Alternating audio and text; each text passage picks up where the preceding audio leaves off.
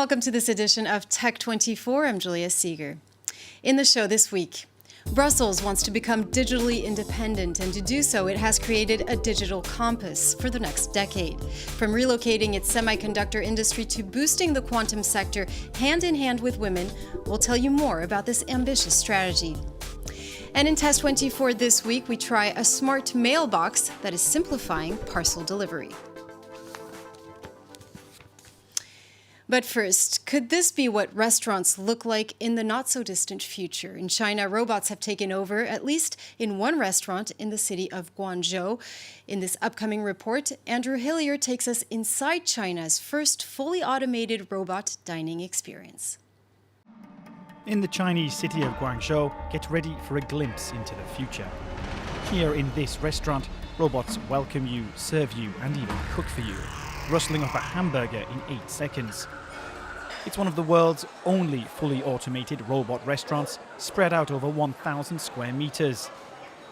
The chef no longer needs to stand behind the oven, instead programming robots to do his work for him. Fried green vegetables is the most complicated dish for our robots to make. We're going to order it, you'll see. It'll take 7 minutes to prepare. This kind of restaurant would normally need 6 cooks working in the kitchen. In their place, roughly 20 robots operate, capable of recreating some 200 dishes, cooked and prepared in the same way. 7 minutes later, a plate of fried green vegetables is lowered onto the table. We carried out thousands of tests before getting to this point. It took us 3 months. No chance then of any kitchen nightmares. The advantage of using robots over humans is that they don't have emotional ups and downs, and the quality of each dish is always the same. Once the robots are programmed, one size fits all for every dish, and errors are no longer possible. It might not be fine dining, but diners are attracted just as much by the food as they are by the novelty of robots preparing dinner. A robot restaurant is so strange, we had to come. From start to finish, there's no need for human service. That means less human interaction, but better hygiene. It's already quite popular, and with time people will get used to it. The long queues for a table give an idea of just how much the idea has already caught on. China's growing demand for robots seems impossible to meet. It's difficult to recruit people in the catering sector. There's a shortage of labour and it's getting more expensive to hire. The pandemic has also changed people's dining habits. They want to be served with as little human contact as possible, so robots are ideal. This restaurant chain has already built 61 robot chefs to serve in 6 restaurants across China. In the future, they're aiming to go even further afield by opening a restaurant on the Champs-Élysées in Paris.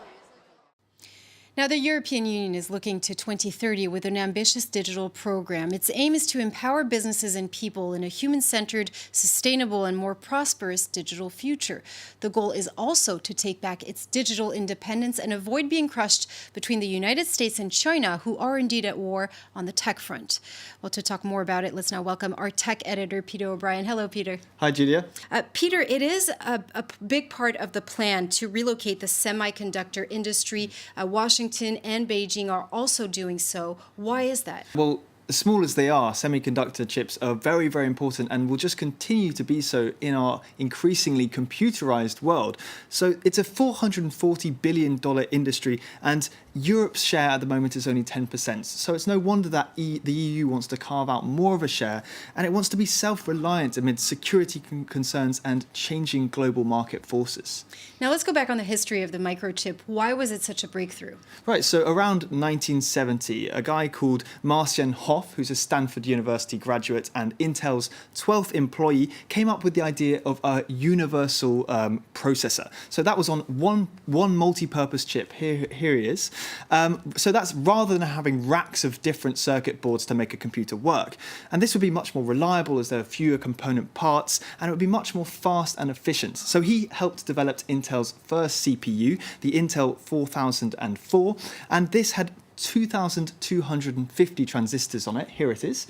And these are little switches, transistors made of the semiconductor material silicon. So since then, processing power has increased almost exponentially, and we've seen the number of transistors double almost every 2 years. This is a phenomenon known as Moore's law, and now we're at the point where, for example, my CPU in my PC at home has almost 2 billion transistors in it. That's incredible. Now, of course, the goal is to try to miniaturize as much as possible those microchips. And Apple, for instance, but others as well, are working on 2 nanometer microchips. That's incredible. Yes, and the likes of Apple and Samsung, as you say, they're pushing silicon to its limits. But those limits will come.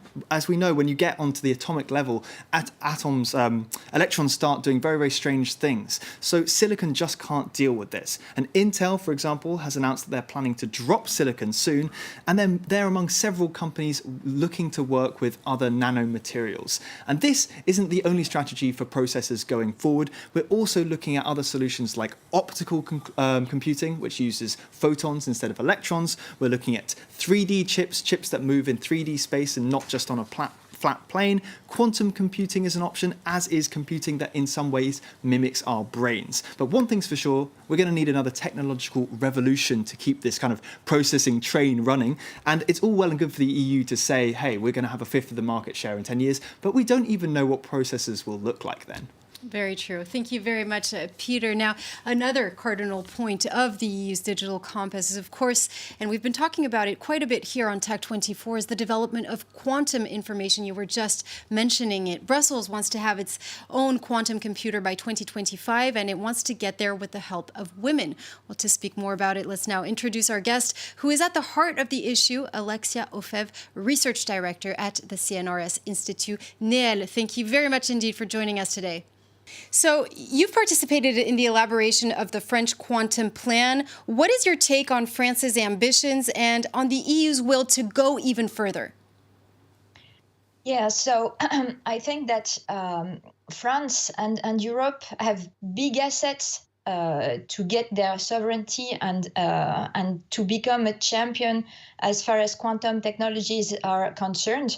There are in particular big assets in France, where we had a few Nobel Prizes in the field. And now I would say that the big challenge for France is to learn to connect fundamental basic research to innovation and industry. Now, you're actually working on how quantum computing can actually advance the development of a more sustainable form of energy. So how is it set to change the game? Yeah, so this is a big responsibility of science and technology when you start to develop a new technology like quantum computing, to make sure that it's energetically sustainable, especially these days. And as far as quantum computing is concerned, it's really something that can make a difference with respect to classical information processing. Because it's a way to process information that is totally different from the classical paradigm. Now, Alexia, beyond China and the United States, other cities and countries are actually quite advanced in their quantum strategy, like Singapore, for instance. Yeah, so Singapore were really a vanguard in the sense that they created their Center for Quantum Technologies more than 12 years ago. And they had anticipated that this technology would be a game changer in the future. Another place where we can take inspiration from is the UK, because they have these colleges where you can really observe interdisciplinary in action, in the sense that you have the philosopher that has lunch with the computer scientist and the physicist, and this is really this intellectual connections that we need to create, these ecosystems that are interdisciplinary that will help us to bring quantum technologies further. Alexia Ofev, thank you very much indeed for speaking to us here on Tech24. Thank you. And it's time now for Test 24.